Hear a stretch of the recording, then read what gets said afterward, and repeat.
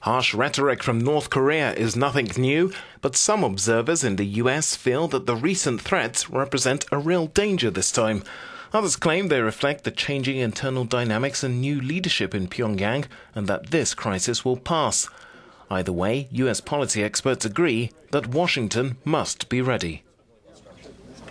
To me, the biggest takeaway from this crisis is that it tells us very clearly that a nuclear-armed, missile-capable North Korea, if they have those capabilities at some point down the road, could have the ability to actually carry out the blood-curdling threats that we have heard. That is a worrisome thing to me.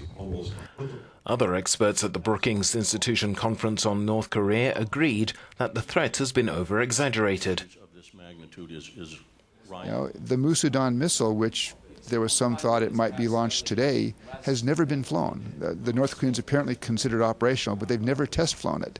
Nobody in the United States, in Russia, in Europe would ever consider a missile that's never flown once as an operational system. Nevertheless, our Washington correspondent Stefan Grober says the White House can't afford to underestimate Pyongyang.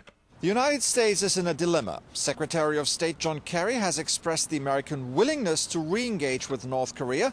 The problem is the North Koreans want this conversation only on their terms, and that is being accepted as a nuclear weapons state and without a major role for South Korea. Stefan Grobe, Euronews, Washington.